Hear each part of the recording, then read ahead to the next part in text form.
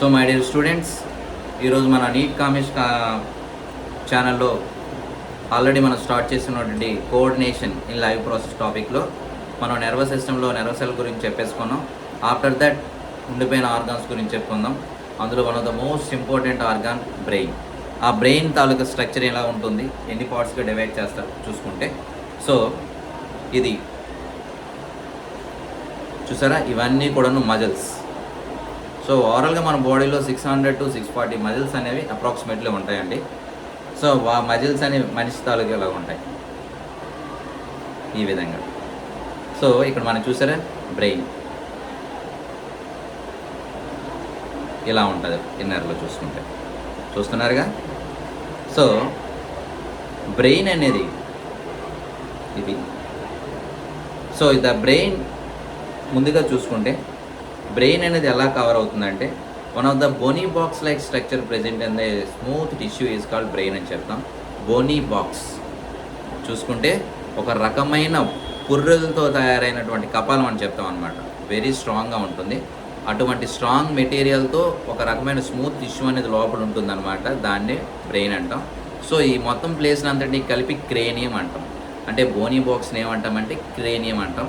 The brain covered with mainly different types of membranes is called meninges. అంటే బ్రెయిన్ని cover చేసే లేయర్స్ని, మెంబ్రెయిన్స్ని ఏమంటామంటే మెనెంజిస్ అని చెప్తాం. ఫర్ ఎగ్జాంపుల్, లంగ్స్ని కవర్ చేసే లేయర్ని ఫ్లోరా అంటాం. హార్ట్ని కవర్ చేసే లేయర్ని పెరికార్డియల్ మెంబ్రెయిన్ అంటాం. అంతేనా? సో బ్రెయిన్ని కూడా కవర్ చేసే లేయర్ని ఏమంటామంటే మెనెంజిస్ అని చెప్తాం. Okay. So approximately brain wait ఎంత ఉంటుందంటే 1400 grams ఉంటుంది. ఈ 1400 grams మేల్స్లో 1375 grams ఉంటుంది. ఫీమేల్స్కి వచ్చేసరికి 1275 grams అనేది ఉంటుంది అనమాట. బ్రెయిన్ అనేది అవుటర్ లేయర్ ఎప్పుడు కూడాను గ్రే మ్యాటర్లో ఉంటుంది, గ్రే కలర్లో ఉంటుంది అనమాట. అందుకే దాన్ని గ్రే కలర్ మ్యాటర్ అంటాం, ఎందుకంటే యాక్సాన్స్ అనేవి ఎక్కువగా ఉండటం వల్ల. ఇన్నర్ కలర్ ఎప్పుడు కూడాను వైట్ కలర్లో ఉంటుంది. What is that? వైట్ కలర్లో ఉంటుంది. దానికి వైట్ ఆపోజిట్ ఇక్కడ మీరు చూస్తున్న స్పైనల్ కార్డ్ స్ట్రక్చర్ అనమాట. ఇది లాంగిట్యూడినల్ సెక్షన్ అంటాం అనమాట. ఈ longitudinal section look like a butterfly లా కనిపిస్తుంది అన్నమాట స్పైనల్ కార్డ్ అనేది. సో దీని తాలూకు అవుటర్ లేయర్ ఎప్పుడు కూడా వైట్లో ఉంటుంది, ఇన్నర్ ఎప్పుడు కూడాను గ్రే మ్యాటర్లో ఉంటుంది అనమాట, వైట్ ఆపోజిట్ సెక్షన్. ఈ బ్రెయిన్, ఈ స్పైనల్ కార్డు రెండింటిని ప్రొటెక్ట్ చేయడానికి ఒక ఫ్లూయిడ్ అనేది రిలీజ్ అవుతుందండి. దాన్ని CSF అంటాం, cerebro spinal fluid. What is that? Cerebro spinal fluid. ఇది బ్రెయిన్కి వచ్చే ఇంజురీస్ కానీ, స్పైనల్ కార్డ్కి వచ్చే ఇంజురీస్ కానీ, బ్లోస్ కానీ, జెర్క్స్ కానీ, ఇలా ఏ విధమైనటువంటి ఉన్నా సరే వాటన్నింటినీ కూడాను ప్రొటెక్ట్ చేస్తుంది అనమాట. ఓకే. ఫ్లోరల్ లేయర్ అనేది లంగ్స్ని ప్రొటెక్ట్ చేస్తుంది, పెరికార్డియల్ ఫ్లూయిడ్ అనేది హార్ట్ని ప్రొటెక్ట్ చేస్తుంది, బ్రెయిన్ని ప్రొటెక్ట్ చేసేది CSF అనమాట, సెరిబ్రో స్పైనల్ ఫ్లూయిడ్. సో ఇప్పుడు ఓవరాల్గా చూసుకుంటే బ్రెయిన్ తాలూకా స్ట్రక్చర్లో 3 types ఆఫ్ బ్రెయిన్స్ అనేవి ఉంటాయండి. అవేంటో చూద్దాం. చూస్తున్నారా? చూడడానికి ఒక బంతిలా ఉంది కదండి. This is our brain. ఇలా ఉంటుందన్నమాట. సో ఇలా ఉన్న బ్రెయిన్ 2 partsని కలిగి ఉంటుంది. మెయిన్గా బ్రెయిన్ అనేది 3 partsని కలిగి ఉంటుంది. ముందు ఉన్నదాన్ని ముందు మెదడని, మిడిల్లో ఉన్నదాన్ని మధ్య మెదడని, వెనక ఉన్నదాన్ని వెనక మెదడని చెప్తాం అన్నమాట. అదే ఇంగ్లీష్లో అయితే ఫోర్ బ్రెయిన్,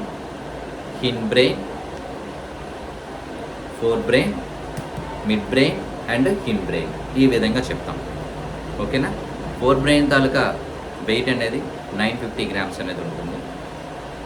సో ఈ ఫోర్ బ్రెయిన్ గురించి చెప్పుకునే ముందు ఇలా చూసారా,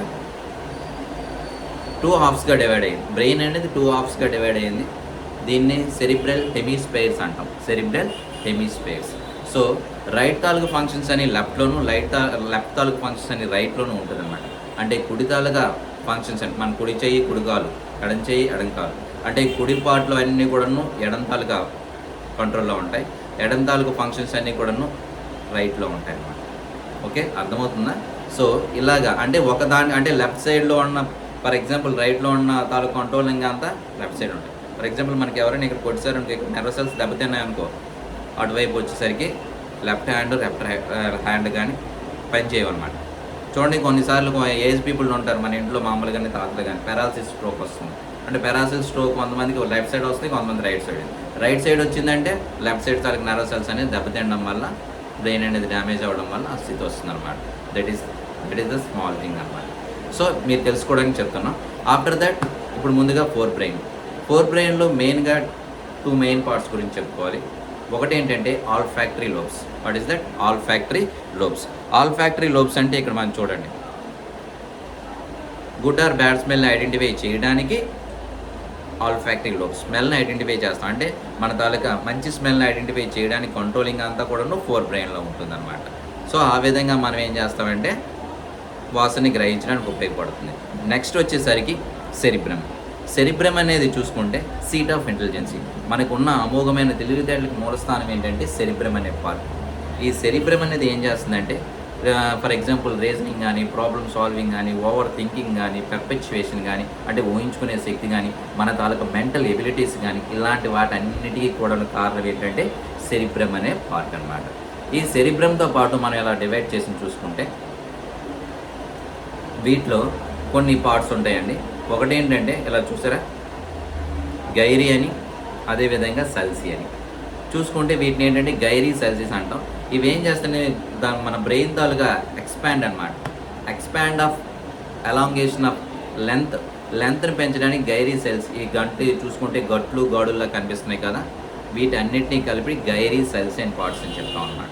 సో ఆ విధంగా గైరీ సెల్స్ అనేది బ్రెయిన్ తాలూకు ఎక్స్పాండేషన్ పోర్షన్గా చెప్తాం అనమాట.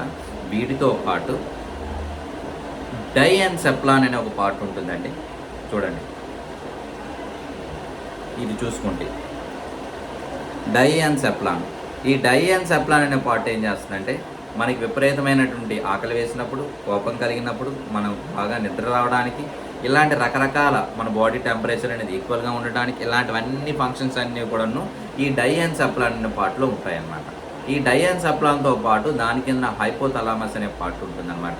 ఈ హైపోథలామస్ తర్వాత ఏంటంటే పిట్యూటరీ గ్లాండ్ అనేది ఉంటుందన్నమాట. ఈ హైపోథలామస్ కిందనే థలామస్ అనే పార్ట్ ఉంది. పిట్యూటరీ గ్లాండ్ అనేది ఆల్రెడీ మీకు తెలిసి ఉంటుంది, 8th నేర్చుకున్నారు. దాన్ని మాస్టర్ గ్లాండ్ అని. ఇక్కడ నుంచి మనకు హార్మోన్స్ అనేది రిలీజ్ అవ్వడం జరుగుతుంది అనమాట.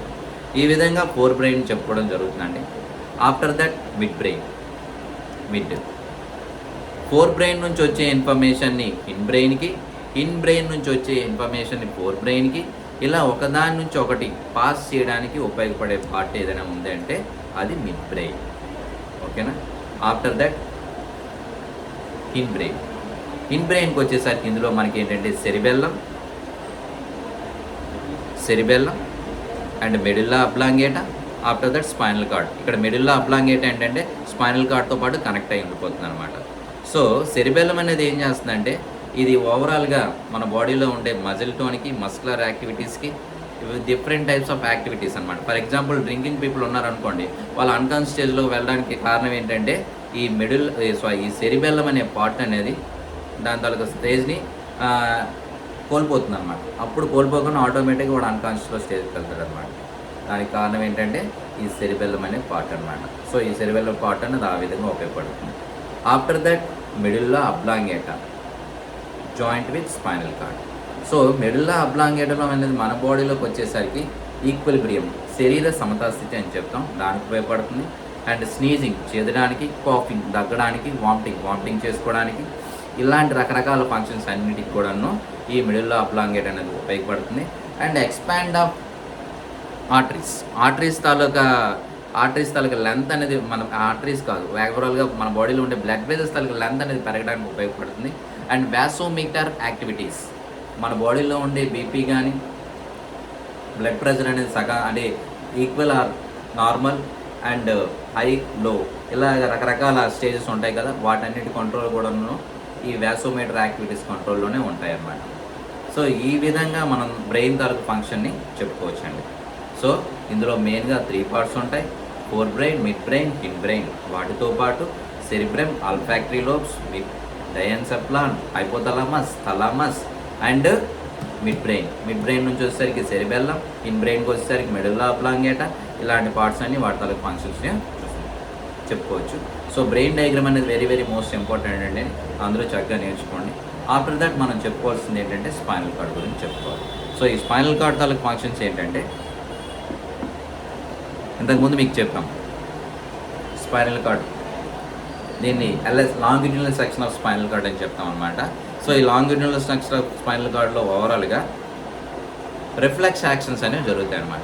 సో రిఫ్లెక్స్ యాక్షన్స్ అంటే ఏంటంటే ఫాస్ట్ ఆటోమేటిక్ ఇన్వాలంటరీ యాక్షన్స్ని రిఫ్లెక్స్ యాక్షన్స్ అంటాం. దాన్ని కంట్రోల్ చేసే యాక్షన్ సెంటర్ని రిఫ్లెక్స్ ఆర్క్ అంటాం అనమాట. సో ఇక్కడ మనం లుక్లైకే బటర్ఫ్లై స్ట్రక్చర్లో ఉన్న ఈ స్ట్రక్చర్ స్పైనల్ కార్డ్ స్ట్రక్చర్ అనేది సెన్సరీ, అదేవిధంగా మోటార్, అసోసియేషన్ న్యూరాన్స్ అని 3 టైప్స్ ఉంటాయి మనకి. సెన్సరీ అంటే సెన్స్ ఆర్గాన్ నుంచి వచ్చేవి ఇన్ఫర్మేషన్ని, మోటార్ అంటే కాళ్ళు చేతుల నుంచి వచ్చేవి, అసోసియేషన్ అంటే రెండు బోత్ అనమాట, రెండు కలిసి పనిచేయడం, సెన్సరీ అండ్ మోటార్ కలిసి. ఫర్ ఎగ్జాంపుల్ బోర్డు మీద ఉన్నది చూసి రాయడం అనమాట, కళ్ళు పనిచేస్తే చేతులు రాస్తుంటాయి. అదేవిధంగా భోజనం చేయడం, అదే ఒక గేమ్ ఆడడం, ఇవన్నీ కూడాను 2 రకాల ఫంక్షన్స్ ఒకేసారి జరగడం అనమాట. సో ఇక్కడికి వచ్చేసరికి ఫాస్ట్ ఆటోమేటిక్ ఇన్వాలంటరీ యాక్షన్స్ అనేవన్నీ కూడాను స్పైనల్ కార్డ్ కంట్రోల్లోనే ఉంటాయి. ఓకేనా, బ్రెయిన్తో అస్సలు సంబంధం లేకుండానే జరుగుతాయి అనమాట. ఫర్ ఎగ్జాంపుల్ దీనికి చాలా ఎగ్జాంపుల్స్ ఉంటాయి. మనం నడుచుకుంటూ వెళ్ళేటప్పుడు కాలికి ముళ్ళు గుచ్చుకుంది అనుకోండి, వెంటనే కాళ్ళని తీస్తాం. ఓకేనా, ఆ కాళ్ళు తీయడమే రిఫ్లెక్స్ యాక్షన్. దీన్ని ఏమంటామంటే ఓవరాల్గా ఈ నడుచుకుంటూ వెళ్ళి ముళ్ళు గుచ్చుకోవడాన్ని స్టిమ్యులై అంటాం. దానికి ఆ స్టిమ్యులైకి వచ్చే పెయిన్కి మనం ఏం చేస్తామంటే కాలుని వెనక్కి తీస్తాం, ఒక రకమైన రెస్పాన్స్. దాన్ని స్టిమ్యులస్ అండ్ రెస్పాన్స్ అని చెప్తాం. అదేవిధంగా పొయ్యి మీద వేడి పాలు ఉన్నాయనుకోండి, వితౌట్ క్లాత్ మనం పట్టుకునేటప్పుడు ఆ క్లాత్ ఆ పాత్రని మనం పట్టుకోవడం ఏంటంటే స్టిమ్యులై, వేడికి మొత్తం మనం వదిలేయడాన్ని రెస్పాన్స్, ఈ విధంగా చెప్తాం. And touch me not plant, the best example of touch me not plant. So touch me not plant మనం టచ్ చేయగానే ఆటోమేటిక్గా ముడిచిపోతుంది అనమాట.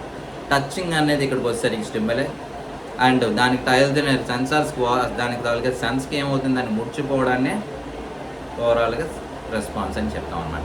సో ఇది కూడా మీకు ఉందండి, సో జాగ్రత్త నేర్చుకోండి. సో రిఫ్లెక్స్ యాక్షన్స్ అనేవి ఈ విధంగా జరుగుతాయి. బ్రెయిన్ అండ్ స్పైనల్ కార్డ్తో సంబంధం, బ్రెయిన్తో మాత్రమే సంబంధం లేకుండా కేవలం స్పైనల్ కార్డ్తో మాత్రమే సంబంధం ఉండే యాక్షన్స్ని రిఫ్లెక్స్ యాక్షన్స్ అని చెప్తాం.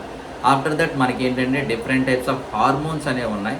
ఆ హార్మోన్స్ అనేవి ఏ విధంగా యానిమల్స్లో ఉంటాయి, అదేవిధంగా ప్లాంట్స్లో హార్మోన్స్ ఏ విధంగా పనిచేస్తాయి అనేది నెక్స్ట్ క్లాస్లో చెప్పుకుందాం. సో ఛానల్ చూస్తున్న వారందరూ కూడా లైక్, షేర్, సబ్స్క్రైబ్ చేయండి. మరికొన్ని మంచి విషయాలు మీకు చెప్తాం, మంచి క్లాసెస్ అని మీకు వస్తాయి. Thank you.